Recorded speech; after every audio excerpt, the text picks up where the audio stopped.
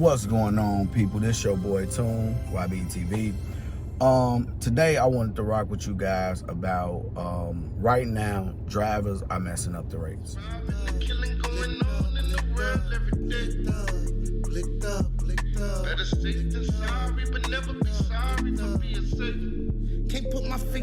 As drivers, we going up and down the road and we want to get paid.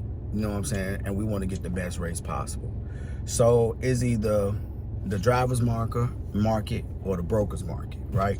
Right now, it's pushing back toward the driver's market. It's starting to be more freight. You can see the load boards are starting to filling up again. You're starting to see 100 and some loads on Wednesday out of hot areas. You're starting to see that again. It went down to where you'll start off the day before and then I have 22 loads bright and early in the morning. So, you know, that's when you know that it's pretty much a broker's market. It might not even be a broker's market. They might be taking a dive on it. But right now, it's the brokers are being greedy.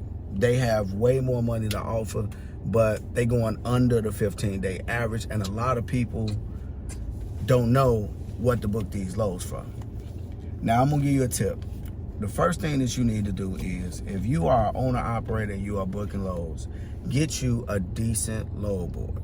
Some of these load boards like DAT may cost you $125 a month. It's worth it. You will make your money back.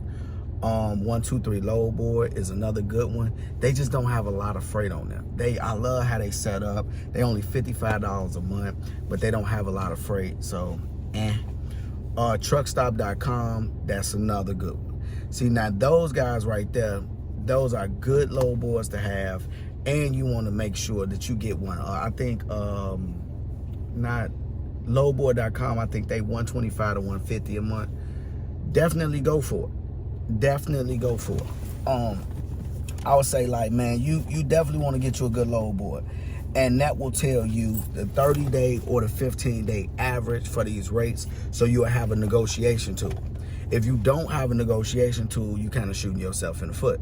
You don't want to go out here and just be thinking like, okay, well, I'm gonna try to make $275 off this load. Okay, $275 off this load from this place to this place, 500 miles. But if you knew the 30-day average, you would know that that load was paying $4 a mile on average. The way that we get these rates up is by saying no. Say no. Let me give you another tip that you could do. And you do this and other drivers will benefit from it. It won't be you. Let's just say you got ABC Logistics. They call you. Hello, yeah, Dave, what's going on? Yeah, what's up? I got a load going from Cleveland to Chicago, Cleveland, Ohio to Chicago. $21.88. Euro with extra sauce, two fries, 2 cheese sauce, 2 cheeseburgers, everything on it. Yep. My man, appreciate you. All right. So you got a load going from Cleveland to Chicago. Sorry, getting my kids something to eat. Now, when you got this load right there going from Cleveland to Chicago, what you want to actually do it. Don't start eating in my car. What you want to do is you want to you let's just say you already on the load. You already in Dallas, Texas, or you already in Indianapolis or whatever. So you know you can't take that load. Instead of just saying no to that load, what you need to do is ask them what's the rate on it. Oh, okay, well, what's the rate on it right there? Well, this load right here, you know, a lane like that should pay from Cleveland to Chicago. Let's just say if that's 230 miles. I'm just ballparking it. Let's just say it's about 230 miles. You know, for 230 miles, you want $1,200 to $1,400 easily. And the only way it's gonna get back up there is if people start turning them down. If they making calls, that means that they almost borderline getting to a point of desperation, and they gonna have to start increasing that rate. So what you do is you say, Cleveland to Chicago, even though you can't get it. Okay, yeah, I'll be in that area, what's going on?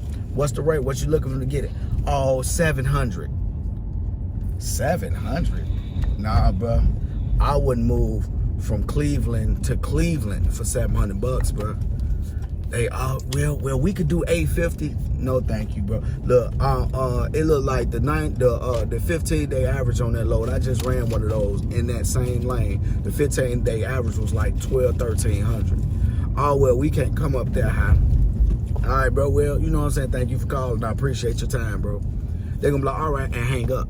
So now you just added to another, even though you didn't want that load, you just added to the people telling them no. See, the difference is that brokers go off of what they can get you to get the load for. The less that they can get you to get it for, the more money they make, because they pretty much like buy it or whatnot, or bid on it for a certain amount. So if they bid on it for $1,700 and they could get you to move it for $7,000, they just made $1,000. You know what I'm saying? So you got to think about it, and you got to get in there as far as you can. Now, this is another trick that the brokers use. They wait till the last minute. So they'll have a load, like I was just talking to one of my good paying companies, right? They got a load from Fort Wayne, Indiana to Cincinnati. It's like 206 miles. And they got it up there for $600 on a reefer unit, knowing that you got it, and it's ice cream. So with 200 and some miles, that's expensive on the gas. Then you got to fill up the reefer, and there's an overnight load, all of that. And they basically trying to get you to make this much of a profit and almost break even. And you tying up your reefer for pretty much a day. I called them, yeah, this. No, I ain't doing that. Not for no 600. We'll do 7. What? No, thank you. I appreciate you. Always be polite. Always be polite. No, thank you. I can't move it for that, man. I'll be almost breaking even. No, thank you. Oh, okay, well, we'll let you know. So what they do is they gonna wait to almost the end of the day, like probably an hour before the day end, because if it start off Monday morning, they gotta hurry up by Friday and get it booked. But if it's a Monday afternoon load, so about 7, 8 in the morning, they'll start probably making calls. If it start getting close to 9, 10 o'clock, now they're gonna increase that rate. So you just need to start telling people no. Quit taking cheap freight. The brokers stick together.